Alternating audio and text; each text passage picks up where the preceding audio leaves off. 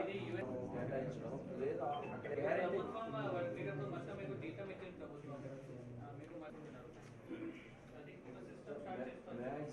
1000 to 2000 లోపు ఉన్నటువంటివి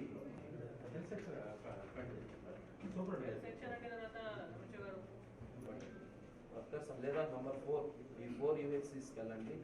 నేను అక్కడ ట్రాన్స్పరెన్సీగా చేస్తానని మీరు చెప్పండి సార్. కార్మికులు కూడా అందరూ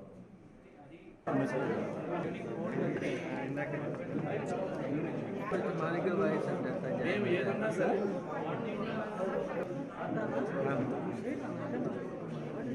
నెల్లూరు మున్సిపల్ కార్పొరేషన్లో మన CI2 యూనియన్ వాళ్ళకి పిలవడం జరిగింది, వాళ్ళతో మాట్లాడడం జరిగింది.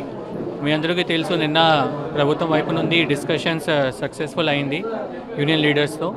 అండ్ ఫైనల్ నిన్న రాత్రి 9 PM వాళ్ళు స్ట్రైక్ కూడా కాల్ ఆఫ్ చేశారు. ఏదైతే 26 డిసెంబర్ స్టార్ట్ చేశారు, ఈరోజు నిన్న 10th జనవరి రాత్రి 9 PM స్ట్రైక్ క్లోజ్ చేశారు. సో మనకి లాస్ట్ 15 డేస్లో మనం చాలా ప్రయత్నం చేశాము, చాలా ఇన్సిడెంట్స్ జరిగింది, కానీ మొత్తం కంట్రోల్ చేయించాము. మన MHO గారు, SC గారు, DC గారు, all of them have worked very well, చాలా బాగా పని చేశారు. అండ్ చాలా వరకు మన స్ట్రైక్ కూడా కంట్రోల్ చేయించాము. నిన్న 26 డిసెంబర్ చూసుకుంటే 60% సిటీ ఎఫెక్టెడ్ అయింది, కానీ నిన్న వరకు చూసుకుంటే ఓన్లీ 20% సిటీ వాజ్ ఎఫెక్టెడ్.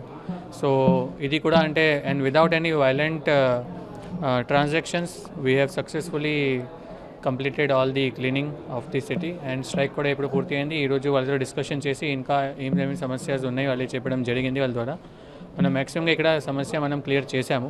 వాళ్ళకి EFPF issues plus uniforms plus all the other major issues clear చేశాము. ఇంకా ఏదైతే ఫైనల్ చేయడం జరిగింది నిన్న, అది మీద కూడా అంటే మనం ముందుగా యాక్షన్ తీసుకుంటాము. అండ్ ఏదైతే వాళ్ళ సమస్య ఈరోజు చెప్పారో అది కూడా మనం పరిష్కారం ఇచ్చేస్తాం.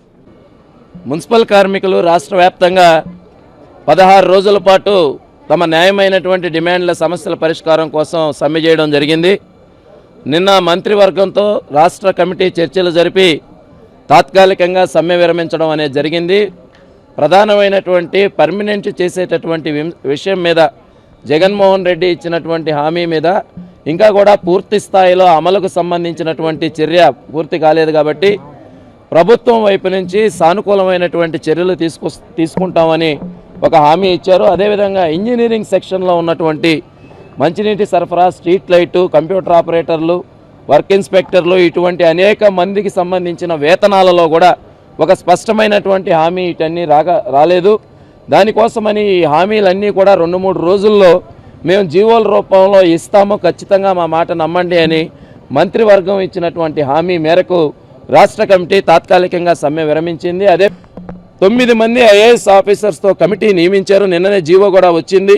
వారి వేతనాల పెరుగుదలలో నెల్లూరు నగరపాలక సంస్థ కమిషనర్గా క్షేత్రస్థాయిలో ఇంజనీరింగ్ సెక్షన్ కార్మికులు ఎదుర్కొనేటటువంటి ఇబ్బందుల్ని పై కమిటీకి నివేదించే విధంగా ఒక పాజిటివ్ రిపోర్ట్ని సబ్మిట్ చేయమని వారిని విజ్ఞప్తి చేశాం. అదేవిధంగా పారిశుధ్య కార్మికులకు సంబంధించినటువంటివి వేతనాలు కూడా PRC పెరిగే లోపే పెంచుతాము అనేటటువంటి ఒక హామీ ప్రభుత్వం నుంచి వస్తుందని ఆశిస్తున్నాం. ఈరోజు మున్సిపల్ కార్మికులు మరోసారి నెల్లూరు చరిత్రలో, ఆంధ్రప్రదేశ్ చరిత్రలో ఐక్యంగా పోరాడి సమస్యల్ని పరిష్కరించుకునే దాంట్లో ఒక విజయాన్ని సాధించి మరో మైలురాయిని సృష్టించారు అని చెప్పి